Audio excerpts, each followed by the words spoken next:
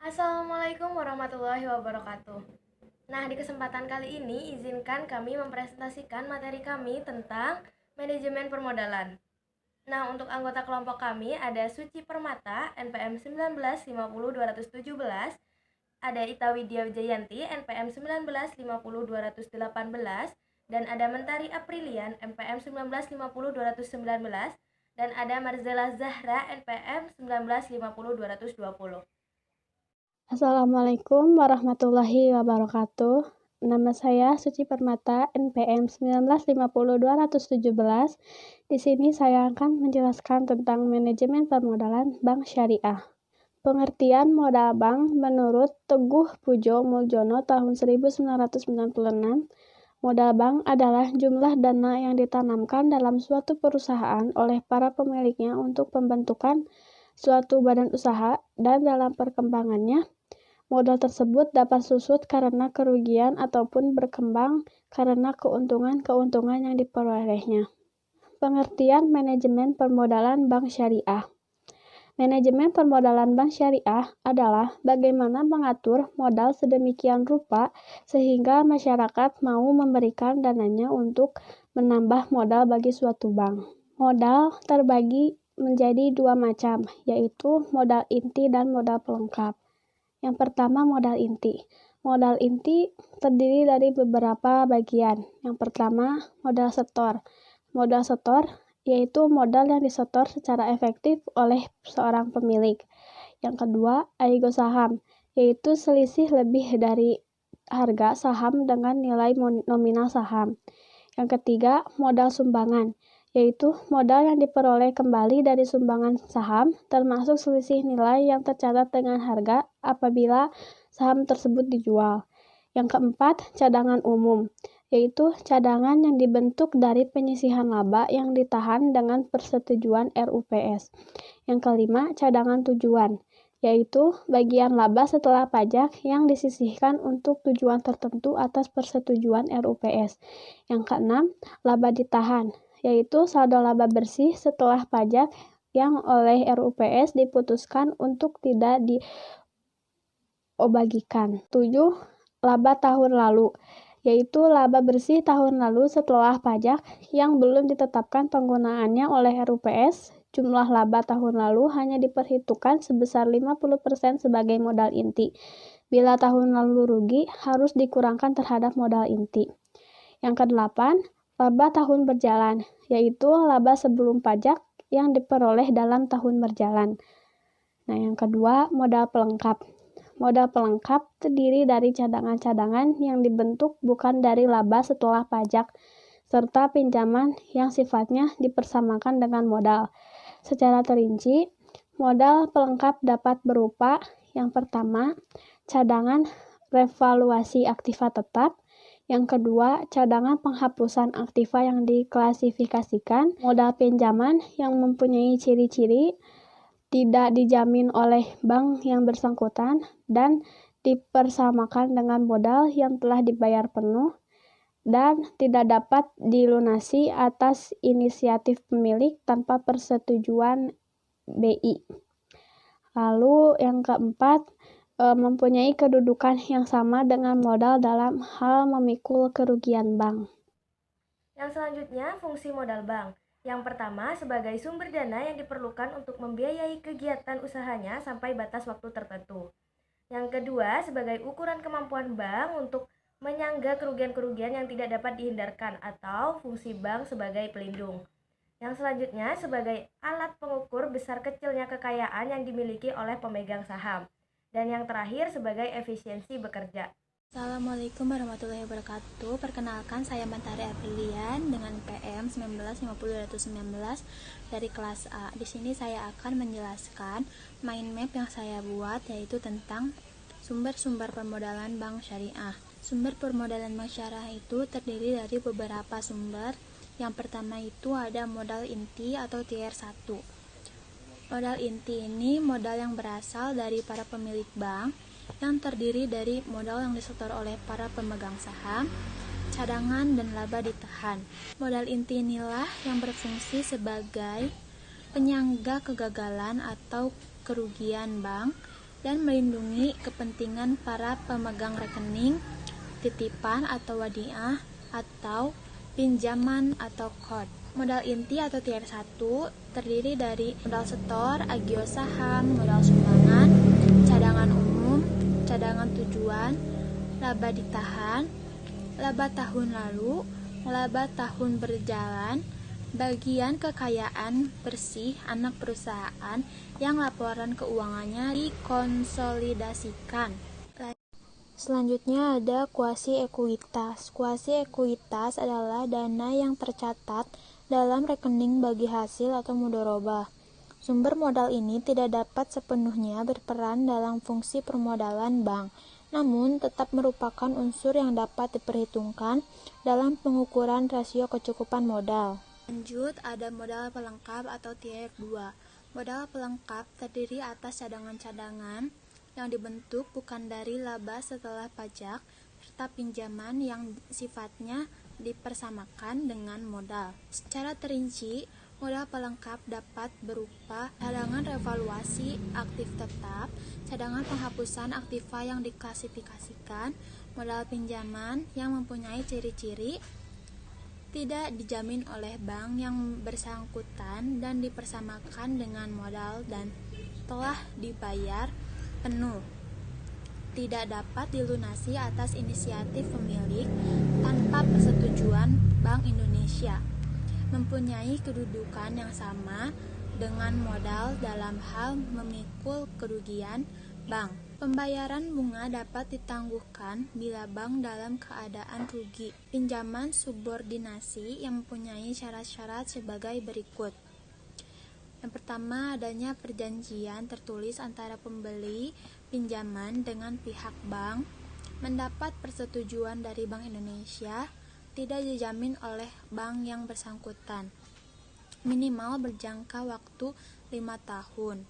Pelunasan pinjaman harus dengan persetujuan Bank Indonesia. Hak tagih dalam hal terjadi likuidasi berlaku paling akhir atau kedudukannya sama dengan modal.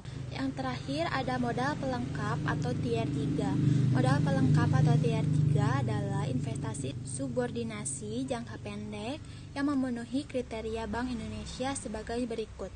Yang pertama, berdasarkan prinsip mudharabah atau musyarakah. Yang kedua, tidak dijamin oleh bank yang bersangkutan dan telah disetor penuh. Yang ketiga, memiliki jangka waktu perjanjian sekurang-kurangnya 2 tahun.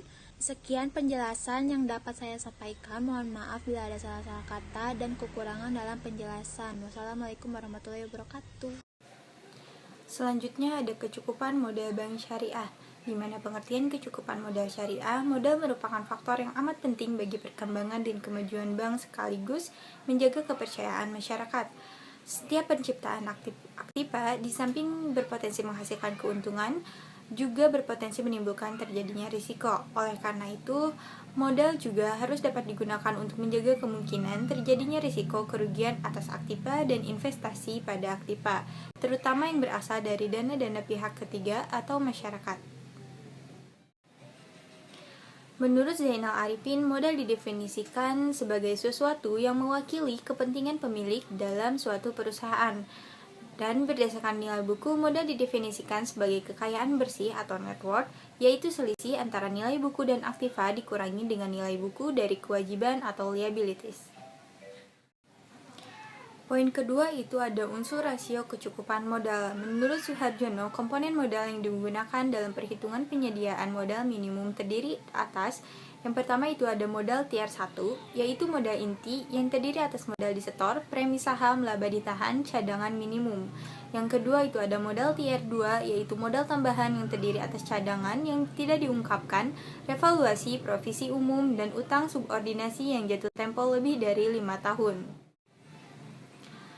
Berdasarkan ketentuan yang dibuat Bank Indonesia dalam rangka tata cara penilaian tingkat kesehatan bank, terdapat ketentuan bahwa modal bank terdiri atas modal inti dan modal pelengkap. Yang pertama itu modal inti adalah jenis modal yang terdapat dalam komponen modal dan merupakan bagian terpenting dalam bank. Apabila terdapat goodwill, maka perhitungan atas jumlah seluruh modal inti harus dikurangi dengan goodwill tersebut. Modal inti terdiri atas modal disetor, agio saham, cadangan umum, cadangan tujuan, laba ditahan, laba tahun lalu, laba tahun berjalan, bagian kekayaan bersih anak perusahaan yang laporan keuangannya dikondisikan atau minority interest. Yang kedua ada modal pelengkap, yaitu modal yang terdiri dari cadangan-cadangan yang dibentuk tidak dari laba setelah pajak, serta pinjaman yang sifatnya dapat dipersamakan dengan modal.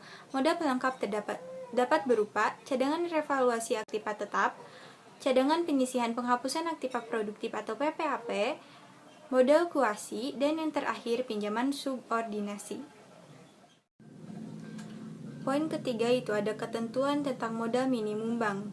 Ketentuan tentang modal minimum bank umum yang berlaku di Indonesia mengikuti standar Bank for International Settlement atau BIS. Ketentuan ini ditetapkan di Indonesia oleh Bank Indonesia seperti yang tercantum dalam Peraturan Bank Indonesia Nomor 3/21/PBI/2001 tentang kewajiban penyediaan modal minimum bank umum sebesar 8% dari aktiva tertimbang menurut risiko ATMR. Terhitung sejak akhir bulan Desember 2001, risiko penyediaan modal minimum bank ini hanya memperhitungkan faktor risiko kredit, karena risiko terbesar dalam perbankan nasional adalah risiko kredit. Dalam pasal 2, bank wajib membentuk tambahan modal sebagai penyangga atau buffer. Tambahan modal yang dimaksud adalah sebagai berikut. Yang pertama itu ada Capital Conversion Buffer, itu berlaku bagi bank yang tergolong sebagai Bank Umum Kegiatan Usaha atau BUKU, berlaku mulai tanggal 1 Januari 2016, ditetapkan sebesar 2,5% dari ATMR. Kemudian yang kedua itu ada Counter Cyclical Buffer. Ini berlaku bagi seluruh bank, wajib dipenuhi secara bertahap sebesar 0,625% dari ATMR mulai tanggal 1 Januari 2016, sebesar 1,25% dari ATMR mulai tanggal 1 Januari 2017, sebesar 1,875% dari ATMR mulai tanggal 1 Januari 2018, dan sebesar 2,5% dari ATMR mulai tanggal 1 Januari 2019. Kemudian yang terakhir itu ada Capital Surcharge untuk DSIB, berlaku bagi bank yang ditetapkan berdampak sistematik, mulai berlaku pada tanggal 1 Januari 2016, ditetapkan dalam kisaran sebesar 1% dari ATMR sampai dengan 2,5% dari ATMR. Poin keempat itu ada jumlah modal inti minimum bank umum di Indonesia. Tujuan umum untuk menetapkan ketentuan jumlah modal inti minimum bank umum adalah untuk mewujudkan industri perbankan yang sehat, kuat, dan efisiensi guna menciptakan kestabilan sistem keuangan dalam rangka membantu mendorong pertumbuhan ekonomi nasional termasuk upaya menggerakkan kegiatan usaha di sektor real. Dibutuhkan permodalan perbankan yang sehat dan kuat. Di samping itu, dengan jenis dan kompleksitas kegiatan usaha bank yang semakin meningkat, berpotensi menyebabkan semakin tingginya risiko yang dihadapi bank. Rendahnya jumlah modal bank dan semakin tingginya risiko yang dihadapi bank perlu diatasi dengan peningkatan modal bank. Sesuai dengan pasal 2 Peraturan Bank Indonesia Nomor 7/15/PBI/2005 tentang jumlah modal inti minimum bank umum, bank wajib memenuhi jumlah modal inti paling kurang sebesar A. 80 miliar rupiah pada tanggal 31 Desember 2007. Selanjutnya sejak tanggal 31 Desember 2007, bank harus menjaga dan mengupayakan peningkatan jumlah modal inti tersebut. Yang poin B itu 100 miliar rupiah pada tanggal 31 Desember 2010. Selanjutnya sejak tanggal 31 Desember 2020, bank harus menjaga jumlah modal inti paling kurang sebesar 100 miliar rupiah. Poin kelima itu ada perhitungan kebutuhan modal minimum bank. Untuk memastikan bahwa industri perbankan memiliki permodalan yang cukup dalam mendukung kegiatan usahanya, Bank Indonesia bertanggung jawab menentukan jumlah minimum permodalan yang harus dimiliki bank dan mengeluarkan ketentuan mengenai permodalan minimum atau regulatory capital. Tingkat kecukupan modal bank dapat diukur dengan cara pertama, membandingkan modal dengan dana-dana pihak ketiga. Dilihat dari sudut perlindungan kepentingan dari para deposan, perbandingan antara modal dengan pos-pos pasipa merupakan petunjuk tentang tingkat keamanan simpanan masyarakat pada bank. Perhitungannya merupakan rasio modal dikaitkan dengan simpanan pihak ketiga, yaitu giro, deposito, dan tabungan. Yang kedua itu membandingkan modal dengan aktiva berisiko. Ukuran yang kedua inilah yang dewasa ini menjadi kesepakatan BIS atau Bank for International Settlement, yaitu organisasi bank sentral dari negara-negara maju. Kesepakatan tentang ketentuan permodalan itu dicapai pada tahun 1988 dengan menetapkan capital adequacy ratio, yaitu rasio minimum yang berdasarkan kepada perbandingan antara modal dengan aktiva berisiko. Kesepakatan ini dilatar belakangi oleh hasil pengamatan para ahli perbankan negara-negara maju, termasuk para pakar IMF dan World Bank, tentang adanya ketimpangan struktur dan sistem perbankan internasional. Kemudian yang ketiga itu terganggunya situasi pinjaman internasional yang berakibat tertanggungnya perdagangan internasional. Berdasarkan indikasi-indikasi itu, lalu BIS menetapkan ketentuan perhitungan capital adequacy ratio yang harus diikuti oleh bank-bank di seluruh dunia sebagai aturan main dalam kompetisi yang fair di pasar keuangan global, yaitu minimum 8% permodalan terhadap aktiva berisiko. Poin ke-6 atau yang terakhir itu ada Capital Adequacy Ratio atau CAR. Capital Adequacy Ratio ini adalah rasio yang memperlihatkan seberapa jauh seluruh aktiva bank yang mengandung risiko seperti kredit, penyertaan, surat berharga, dan tagihan pada bank lain ikut dibiayai dari dana modal bank sendiri, di samping dana-dana yang berasal dari sumber-sumber luar bank yang berasal dari masyarakat, pinjaman, dan lain-lain. Dengan kata lain, Capital Adequacy Ratio adalah rasio kinerja bank untuk menunjang aktiva yang mengandung risiko, misalnya pembiayaan yang diberikan. Rasio ini merupakan alat pengukur kinerja keuangan bank. Selain itu, rasio ini juga menggambarkan kondisi perbankan, di antaranya yang pertama itu indikasi permodalan, apakah telah memadai atau adequate untuk menutup risiko kerugian yang timbul dari penanaman dana dalam aktiva-aktiva produktif, karena setiap kerugian akan mengurangi modal. Kemudian yang kedua itu ada kemampuan membiayai operasional dan membiayai seluruh aktiva tetap dan investasi bank. Yang ketiga itu kemampuan bank dalam meningkatkan rentabilitas. Yang keempat itu ketahanan dan efisiensi perbankan.